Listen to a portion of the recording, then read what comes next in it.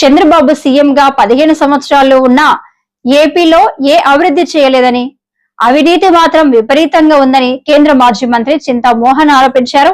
చిత్తూరు జిల్లాలోని అభివృద్ధి చేయని చంద్రబాబు విశాఖను ఎలా అభివృద్ధి చేస్తాడని ఎద్దేవా చేశారు.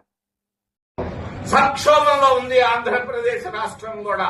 మాటలతోనే ఊరికి పవర్ పాయింట్ ప్రజెంటేషన్లు, కలెక్టర్ల కాన్ఫరెన్స్ తో టైం చేస్తున్నాడే గాని ఏం చేశాడో 15 సంవత్సరాల్లో రాష్ట్ర ముఖ్యమంత్రి మా మిత్రుడు చంద్రబాబు నాయుడు. చిత్తూరు జిల్లాకే ఏం చేయలేదే ఆయన, నీకేం చేస్తాడా? మరి విశాఖపట్టణానికి ఏం చేశాడు? ఊరకే ఆ లడ్డు లేకపోతే కోడి గుడ్డును గురించి మాట్లాడుతున్నాడే గాని ఏం చేశాడు ఈ 15 సంవత్సరాల్లో? 2 సంవత్సరాల్లో ఆయన సాధించిన ప్రగతి ఏంటి? విపరీతమైనటువంటి అవినీతి ఆగుంది ఇక్కడ ఆంధ్రప్రదేశ్ రాష్ట్రంలో. పేర్లతోటే చెప్పగలను. ముఖ్యమంత్రి పేరుకే ముఖ్యమంత్రి. అవినీతి ఎంతుందో చెప్పుకోలేనంత విధంగా ఉంది ఆంధ్రప్రదేశ్ రాష్ట్రం. ఆంధ్రప్రదేశ్ రాష్ట్రం అవినీతి రాష్ట్రంగా తయారైపోయిందని చెప్పక తప్పదు. నేను మొన్న కడపకి వెళ్లాను.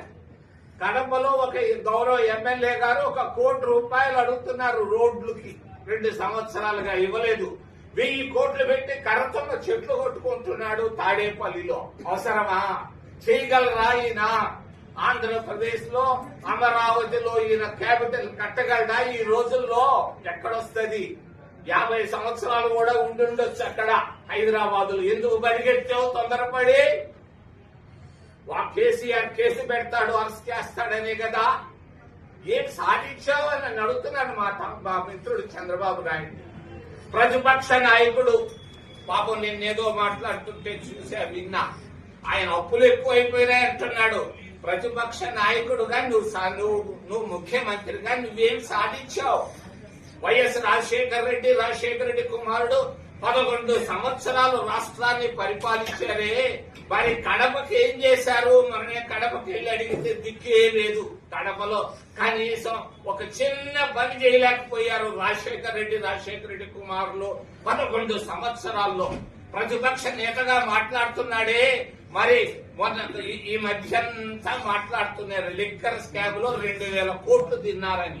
శ్రీకాకుళం జిల్లా పోలకి మండలం ప్రాథమిక ఆరోగ్య కేంద్రం వైద్యాధికారి నల్లి రవికుమార్ పై అమానుష రీతిలో దాడి చేయడం తగదని ఏపీ ఎన్జీఓ జిల్లా విభాగం అధ్యక్షుడు జేఏసీ చైర్మన్ సాయిరాం తెలిపారు. శ్రీకాకుళం పట్టణంలో ఎన్జీఓ హోమ్ లో బుధవారం విలేకరుల సమావేశం ఏర్పాటు చేసి వారు మాట్లాడారు.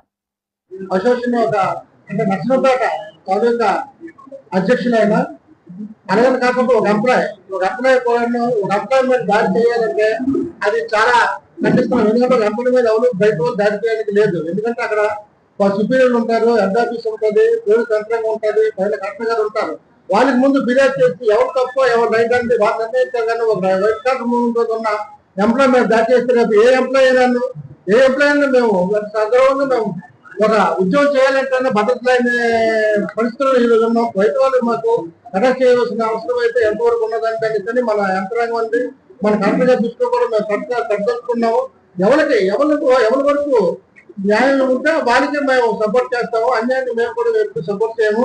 ఒక ఆఫీస్ లో జరిగిన ఏదైనా తప్పు ఎవరైనా కావచ్చు, మాట రావచ్చు, ఏదైనా రావచ్చు. కానీ ఒక మ్యాన్ హ్యాండిల్ చేయడం అనేది చాలా పొరపాటు. అది చాలా చట్టవిరుద్ధ నేరం కూడా మేము చెప్తున్నాము. ఎవరికి మ్యాన్ హ్యాండిల్ చేసే హక్కు కూడా ఎవరికి ఏ మా మనుషులకి కూడా లేదు. ఎందుకంటే మన చట్టాన్ని మనం ఎందుకు రూపొందించుకున్నామంటే ఒకరికొకరు భద్రత కోసం రూపొందించుకున్నాం. అది కాకుండా ఆఫీస్ లో వచ్చి ఒక సీట్ లో వర్క్ చేస్తున్న ఒక ఎంప్లాయ్ మీద అనగా దాడి చేయడం చాలా ఘోరమైన విషయం. మేము కూడా దూరంగా ఉండడం వల్ల మేము కూడా నేను అందుబాటులో ఇప్పుడు మేము లేకుండా అయిపోయాము. ఊళ్ళో లేకపోవడం వల్ల ఈ ప్రాబ్లం కూడా ఎక్కువైంది. కానీ ఏదేదైనా ఒక ఎంప్లాయ్ మీద దాడి చేయడం అంటే అది కరెక్ట్ కాదు. ఏదైనా ఒక విషయం ఉంటే అడ్రస్ కలాలి. అడ్రస్ దాటిన తర్వాత మన పోలీసులు ఉన్నారు, పోలీసులు కరెక్ట్ గా ఉన్నారు. అది పై అధికారులు చెప్పి సమస్యగా తెలుసుకోవాలి. ఎవరు అన్యాయం ఉంటే ఎవరు అసమర్థ ప్రవర్తిస్తే వాళ్ళకి న్యాయం కరెక్ట్ గా చేస్తారు. కరెక్ట్ గా ఉన్నారు, పెద్ద వాళ్ళు కాకుండా మ్యాన్లైన్ చేయాలని చాలా ఖండిస్తున్నాం. ఇలాంటి టీచర్లు మళ్ళీ రాకుండా మాకు భద్రత కల్పించాలని కలెక్టర్ గారికి వినపూర్వకంగా మేము నమస్కారం చేస్తూ తెలియజేసుకుంటున్నాం. ఆల్రెడీ మరి నిన్నటి పోలాకి పిహెచ్సిలో జరిగినటువంటి సంఘటన మా దృష్టికి రావడం జరిగింది. ఈ విషయంగా మా సంఘం తరఫున మేము ఈ దాడిని, ఉద్యోగుల దాడిని తీవ్రంగా ఖండిస్తున్నాం. ముందుగా ఎందుకంటే ప్రజాస్వామ్యంలో భౌతిక దాడులకైతే చోటు లేదు. ఏమైనా ఉన్న సమస్యలుంటే చర్చల ద్వారానే పరిష్కరించుకోవాల్సిన అవసరం అయితే మనకు ఒక విధానం అనేది ఉన్నది. మరి అదేవిధంగా ఈ రవికుమార్ గాని మరి తోటి సహచర ఉద్యోగి ఎవరైతే ఉన్నారో కమల అని తెలిసింది, వాళ్ళిద్దరి మధ్య ఏమైనా సమస్యలుంటే ఉన్నతాధికారుల దృష్టికి తీసుకురావచ్చు. ఆ రకంగా పరిష్కరించుకునే అవకాశం ఉన్నప్పటికీ ఇలా భౌతిక దాడులు జరగడం అనేది హేయమైన చర్యగా మేము భావిస్తూ, ఎందుకంటే ఎంప్లాయీస్ అనేవారు సిసిఐ రూల్స్ పరిధిలో కూడా ఉంటారు. కాండక్ట్ రూల్స్ కూడా ఇటువంటి చర్యలు వ్యతిరేకం కనుక దీన్ని పూర్తిగా ఖండిస్తూ, మరి ఉద్యోగి పనిచేసే వాతావరణాన్ని కలుషితం చేసి ఇటువంటి చర్యలు అయితే పునరావృతం కాకుండా దీనిపై పూర్తి చర్యలు తీసుకోవాల్సిందిగా జిల్లా యంత్రాంగాన్ని కోరుకుంటూ, మరి ఏపీ నర్సీపట్నం శ్రీ నూకాలమ్మ తల్లి ఆలయ నిర్మాణానికి సీఎంఆర్ ఇచ్చిన నిధులకు తనకు సంబంధం లేదని మాజీ ఎమ్మెల్యే కుమార్ శంకర్ గణేష్ స్పష్టం చేశారు. అప్పటి ఆలయ కమిటీ చైర్మన్ ధర్మిరెడ్డి నాగుకు సంస్థ విడతల వారికి 9 లక్షలు గుడి నిర్మాణానికి ఇచ్చిందన్నారు. నర్సీపట్నంలో మరి నూకాలమ్మ తల్లి గుడి ఓపెనింగ్ జరుగుతుంది. చాలా సంతోషం. అది పూర్తయిన సందర్భంగా మేము కూడా చాలా గర్వపడుతున్నాం. అయితే ముఖ్యంగా చెప్పాలంటే నిన్నగాక మొన్న స్పీకర్ అయ్యన్న పాత్రి గారు ఈ గుడి నిర్మాణ విషయంలో చాలా విమర్శలు చేయడం జరిగింది. అవి ఏమంటారంటే, మేము 10 లక్షలు కట్టాను, 40 లక్షలు నేను తెచ్చాను, శాంక్షన్ చేసి అని చెప్పి చెప్పడం జరిగింది. అలాగే గత 6 సంవత్సరాల క్రితమే స్టార్ట్ చేసాం ఈ గుడిని అని చెప్పి కూడా చెప్పడం జరిగింది. ఆ తర్వాత ప్రభుత్వం పోవడం వల్ల మరికొంతమంది వచ్చారు. మీకు తెలిసి వాళ్ళు ఎవరో, వారు పేరు కూడా ఉచ్చరించడానికి పుణ్యస్థలంలో ఉచ్చరించడం నాకు ఇష్టం లేదని చెప్పి నన్ను విమర్శ చేయడం జరిగింది ఆయన. అలాగే సీఎంఆర్ వారు 10 లక్షల రూపాయలు ఇచ్చారు, ఆ పాత ఎమ్మెల్యే 10 లక్షల గురించి అకౌంట్ కూడా చెప్పలేదు అనేది కూడా విమర్శలు చేయడం జరిగింది. అలాగే అమ్మవారి పేరు మీద అమ్మవారి కోసం తీసుకున్న డబ్బు వాడితే వాడి బ్రతుకు ఏమవుతుందని చెప్పి మరి నన్ను విమర్శలు అయ్యన్న పాత్రి గారు, స్పీకర్ గారు చేయడం జరిగింది. అయితే ఒక్క విషయం, నూకాల తల్లి టెంపుల్కి సంబంధించి మీకు కూడా ఒకసారి గతంలో కూడా చెప్పాం, మరొకసారి ఈ సందర్భంగా తెలియపరుస్తున్నాను. 23/1/2019 అంటే మరొక 3 నెలల్లో 2019 అసెంబ్లీ ఎన్నికల్లో వస్తున్న సమయంలో 10 లక్షల రూపాయలు కట్టి ఒక 40 లక్షల రూపాయలు శాంక్షన్ చేసిన సంగతి తెలుసు, అందరూ కూడా ఎందుకు చెప్పాం. ఎప్పుడు మరొక 3 నెలల్లో, అది మళ్ళీ 16/4/2019 మరొక నెల రోజుల్లో అసెంబ్లీ ఎన్నికల సందర్భంగా అవి 45 లక్షలు శాంక్షన్ అయిన సంగతి కూడా ఇది మీకు చెప్పడం జరుగుతుంది. అయితే మేము అధికారంలోకి వచ్చిన తర్వాత, నేను ఎమ్మెల్యే అయిన తర్వాత మా పార్టీ నాయకులందరూ కూడా అక్కడ శాంక్షన్ అయింది ఏమైనా కట్టారా ఏంటని చెప్పి చూడడానికి వెళ్ళాం. మేము వెళ్తే 17/8/2019 అక్కడికి వెళ్ళాం. గుడి దగ్గరికి వెళ్తే దడిగట్టి ఉంది, పెద్ద గొయ్యి ఉంది అక్కడ. అంటే ఏ విధంగా ప్రాంతంలో ఎక్కడా నిర్మాణం జరగలే, కేవలం గొయ్యి ఉంది అక్కడ. ఆ రోజే మా పార్టీ నాయకులందరం కూడా కలిసి అక్కడ ఈఓలు ఎవరైతే ఉన్నారో దీని ప్లానింగ్ ఏంటి అని కూడా అదే రోజున మేము పరిశీలన కూడా చేయడం జరిగింది. చేసిన తర్వాత ఇది శాంక్షన్ రాలేదండి, అది మీరు ఒకసారి లెటర్ పెట్టండి అంటే, నేను అదే రోజున 17/8/2019 ఓ లెటర్ పెట్టాం. ఎవరికి పెట్టాను అంటే ది ఎండోమెంట్ కమిషనర్ డిపార్ట్మెంట్ వారికి, అమరావతి వారికి లెటర్ పెట్టాం. ఏం పెట్టామంటే, గతంలోనే 2 జీవోలు 2 కోర్టు చేసి పెట్టారు, వాటిని శాంక్షన్ చేయాల్సిందిగా చెప్పి నేను ఒక రికమెండ్ చేస్తూ ఒక లెటర్ పెట్టడం జరిగింది. దాని మీద 2019 నెలలో మళ్ళీ ఒక జీవో పాస్ చేశారు. వెంటనే దీన్ని కన్స్ట్రక్ట్ చేసుకోవచ్చు, అప్రూవల్ చేసినట్టుగా సుమారుగా 44,35,000 రూపాయలు శాంక్షన్ చేసినట్టుగా లెటర్ కూడా ఇవ్వడం జరిగింది. అది ఇప్పుడు జగనన్న ప్రభుత్వంలో 2019 నవంబర్లో. అది అయిన తర్వాత కాంట్రాక్ట్ గారు ఎవరైతే ఉన్నారో ఆయన 21 డిసెంబర్ సగరుల సామాజిక వర్గానికి ఎన్నికల్లో ఇచ్చిన హామీ మేరకు భగీరథ పార్క్ అభివృద్ధికి ఎమ్మెల్యే పల్లా శ్రీనివాసరావు స్థానిక కార్పొరేటర్ రాజాన రామారావుతో కలిసి శంకుస్థాపన చేశారు. జీవీఎంసీ 71వ వార్డు దుర్గానగర్ వద్ద ఇటీవల ఏర్పాటు చేసిన భగీరథుని విగ్రహం ప్రాంగణంలో సుమారు 48.50 లక్షల వ్యయం రూపాయలతో అత్యాధునిక పార్క్ ప్రహారీ ఏర్పాటుకు భూమి పూజ చేశారు. ఈ సందర్భంగా ఎమ్మెల్యే మాట్లాడుతూ నియోజకవర్గంలో అన్ని సామాజిక వర్గాలకు సమాన ప్రాధాన్యత కల్పిస్తూ అభివృద్ధి సంక్షేమ కార్యక్రమాలను అమలు చేస్తున్నామని తెలిపారు. విగ్రహం ఏర్పాటు సమయంలో తానిచ్చిన మాటకు కట్టుబడి నిధులు మంజూరు చేసినట్లు చెప్పారు. సగరుల సంక్షేమానికి కూటమి ప్రభుత్వం కట్టుబడి ఉందని అన్నారు. అంతకుముందు భగీరథుని విగ్రహానికి పూలమాలలు వేశారు. ఈ కార్యక్రమంలో నియోజకవర్గ సమన్వయకర్త ప్రసాదుల శ్రీనివాస్, బీజేపీ కన్వీనర్ కరణం రెడ్డి నరసింగరావు, జనసేన నాయకులు కరణం కనకారావు, ఆకుల అప్పలసూరి, సీనియర్ నాయకులు తదితరులు పాల్గొన్నారు. ఈరోజు 71 వార్డుల అభివృద్ధిలో భాగంగా మన దుర్గానగర్లో ఈరోజు నేను పార్కు శంకుస్థాపన కార్యక్రమం చేసుకోవడం జరుగుతుంది.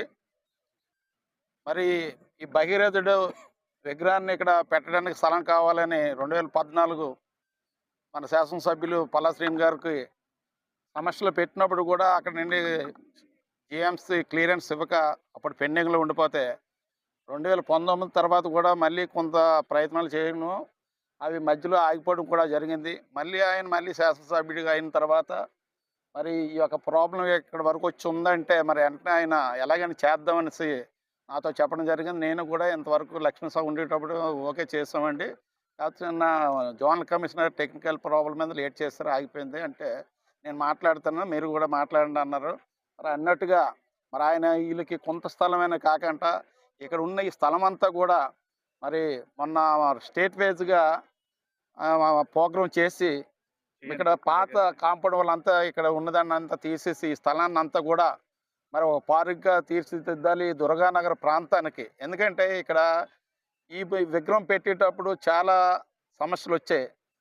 కొంతమంది కొన్ని సామాజిక వర్గాలు రాముడి గుడి కడతాం వాళ్ళు బొమ్మ పెడితే, కొంతమంది క్రిస్టియన్ గుడి కడతామని ఇలా ఇక్కడ లెటర్లో జిఎంసీ పెట్టిన వల్ల అప్పుడు ప్రతి కంప్లైంట్ వెళ్ళిన వల్ల అక్కడ అధికారులు మనకి క్లీన్ సీట్ ఇవ్వలేదు. మరి మొన్న మన ఎమ్మెల్యే గారు ప్రతిష్టాత్మకంగా తీసుకొని దీన్ని ఎలాగైనా చెయ్యాలనేసి ఆ రాష్ట్రంలో ఎక్కడైనా జరగవలసిన ప్రోగ్రాం విశాఖపట్నం జిల్లాలో జరగాలి, అది విశాఖపట్నంలో గాజువాక నియోజకవర్గంలో దుర్గానగర్లో జరగాలని మరి భగీరథుడి కార్యక్రమాన్ని స్టేట్ వైజ్ ప్రోగ్రాన్ని ఇక్కడ పెట్టి మరి ఈ స్థలాన్ని ఆ రోజే కలెక్టర్ గారి నోటీసులో పెట్టి మరి ఇది పార్క్ డెవలప్మెంట్ చేస్తామని ఆ రోజు సమావేశంలో మాట్లాడడం జరిగింది. మరి అన్నట్టుగా మరి ఎస్టిమేట్ చేసి ఈరోజు కాంపౌండ్ వాళ్ళ పార్క్ డెవలప్మెంట్కి 48,50,000 రూపాయలతో ఈరోజు ఈ కార్యక్రమం శంకుస్థాపన చేయడం జరుగుతుంది.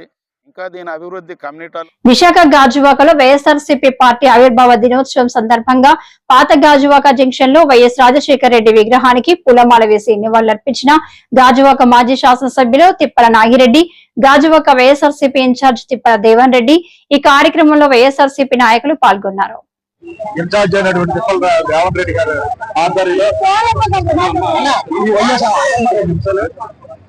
ఈ వైఎస్ఆర్ పార్టీ వ్యవస్థాపక దినోత్సవం సందర్భంగా మరి ఇక్కడ రాజశేఖర రెడ్డి గారి చిత్రపటానికి విగ్రహానికి పూలమాల వేస్తూ జెండా ఆవిష్కరిస్తూ ఈ రాష్ట్రంలో వైఎస్ఆర్ కాంగ్రెస్ పార్టీ అధ్యక్షులు మాజీ ముఖ్యమంత్రి వారు జగన్మోహన్ రెడ్డి గారు మరి పార్టీని పెట్టి వైఎస్ఆర్ కాంగ్రెస్ పార్టీని స్థాపించి 15 సంవత్సరాలు పూర్తి చేసుకుని 16వ సంవత్సరాలు అడుగు పెడుతున్న సందర్భంగా ఈ రాష్ట్ర ప్రజలందరూ కూడా శుభాకాంక్షలు తెలియజేస్తున్నారు. మరి ఇక నాగిరెడ్డి గారు తిప్పల నాగిరెడ్డి గారి ఆధ్వర్యంలో మేము కాంగ్రెస్ పార్టీ హయాంలో కిరణ్ కుమార్ రెడ్డి గారు ముఖ్యమంత్రిగా ఉండేటప్పుడు కేక్ కట్ చేసి సంబరాలు చేసుకున్న నాగిరెడ్డి గారి నాయకత్వంలో 3 రోజుల తర్వాత జగన్మోహన్ రెడ్డి గారు పార్టీ పెట్టిన తర్వాత నాగిరెడ్డి గారి నాయకత్వంలో అందరూ కూడా వైఎస్ఆర్ పార్టీలో కాంగ్రెస్ పార్టీకి రాజీనామాలు చేసి శబ్దాలు గారి మేము కానీ ఎన్ఆర్ రమణ గాని పార్టీ ఉన్న కాంగ్రెస్ లో ఉన్న అందరం కూడా వైఎస్ఆర్ పార్టీలో చేరడం జరిగింది. మరి జగన్మోహన్ రెడ్డి గారి నాయకత్వంలో నాగిరెడ్డి గారి నాయకత్వంలో ఈ గాజువాక నియోజకవర్గంలో వైఎస్ఆర్ పార్టీని అధికారం లేనప్పుడు ఈ పార్టీ ముందుకు తీసుకెళ్లాలని, పార్టీకి అభివృద్ధికి ముందుకు తీసుకెళ్లాలని, అలాగే అధికారంలో వచ్చిన తర్వాత జగన్మోహన్ రెడ్డి గారు రాజశేఖర రెడ్డి గారు మించిన అనయుడిగా మరి ఆయన సంక్షేమ పథకాలు చేపట్టారు. మళ్ళీ జగన్మోహన్ రెడ్డి గారు ముఖ్యమంత్రి అవ్వాలి, ఈ కూటమి ప్రభుత్వం అవినీతి అక్రమాలని ప్రజలకి ఎండగట్టే విధంగా ప్రజలకు తెలియపరచాలి, ప్రతి వార్డులో ఇంటింటికి వెళ్ళి ఈ జగన్మోహన్ రెడ్డి గారి నాయకత్వాన్ని ముఖ్యమంత్రి చేసుకోవాలని మనందరూ కూడా ఇచ్చేయాలి. మరి నిన్నే కాకినాడలో ఎస్సీసీఎల్ ఆధ్వర్యంలో సుధీర్ బాబు గారి ఆధ్వర్యంలో భారీ ఎత్తున ఎస్సీసీఎల్ కార్యవర్గ సమావేశంలో తీర్మానాలు కూడా చూసాం. జగన్మోహన్ రెడ్డి గారు మళ్ళీ ముఖ్యమంత్రి అయితే దళిత బడుగు బలహీన వర్గాలకి ఎస్సీ బీసీ మైనార్టీలందరూ కూడా న్యాయం జరుగుతుంది, సంక్షేమ పథకాలన్నీ కొనసాగుతాయని మరి నిన్న కాకినాడ మీటింగ్ లో కూడా సుధీర్ బాబు గారి ఆధ్వర్యంలో మరి తీర్మానం చేశాం. 15 సంవత్సరాలు వైఎస్ఆర్సీపీ పార్టీ పెట్టి జరుగుతున్నటువంటి సందర్భంగా రాజవత ఇన్ఛార్జ్ దేవన్ రెడ్డి గారి ఆధ్వర్యంలో ఈ కార్యక్రమం నిర్వహించారు. ఆ కార్యక్రమానికి ముఖ్య అతిథులుగా తిప్పల నాగిరెడ్డి గారు మాజీ శాసనసభ్యులు ఇచ్చేసి ఇక్కడ పండగ వాతావరణం కనబడుతుంది. పాతగాజు జంక్షన్ అంటే ఒక పెద్ద పండగ జరుగుతుంది. ఎందుకంటే పార్టీ పెట్టి 15 సంవత్సరాలు 16వ సంవత్సరంలో అడుగు పెడుతున్న సందర్భంగా ఎంత పెద్ద పండగ కార్యక్రమం చేసుకుంటున్నా అంటే ఈ రోజు ఆంధ్ర రాష్ట్ర ప్రజల మధ్యలో ఉన్నటువంటి పనిచేసినటువంటి ముఖ్యమంత్రి ఒక మాజీ ముఖ్యమంత్రి జగన్మోహన్ రెడ్డి గారు అందరూ గుర్తించారు. ఎందుకంటే ఆయన చేసినటువంటి పథకాలు ఈ రోజు మహిళలుగా మేము చెప్తున్నా, ఈ రోజు మహిళలుగా వాళ్ళకి ఉపయోగపడే అనేక పథకాలు పెట్టిన ఏకైక ముఖ్యమంత్రిగా నాడు రాజశేఖర రెడ్డి గారు కానీ నేడు జగన్మోహన్ రెడ్డి గారు కానీ పెట్టడం వల్ల వారి యొక్క ఆర్థిక ఇబ్బందులు కూడా తొలగిపోయి చాలా సంతోషంగా ఉన్నటువంటి తరుణంలో ఈ కూటమి ప్రభుత్వం రావడం, ఎటువంటి పథకాలు లేక ఈ రోజు ఇబ్బంది పడుతున్నటువంటి పరిస్థితి చూస్తున్నాము.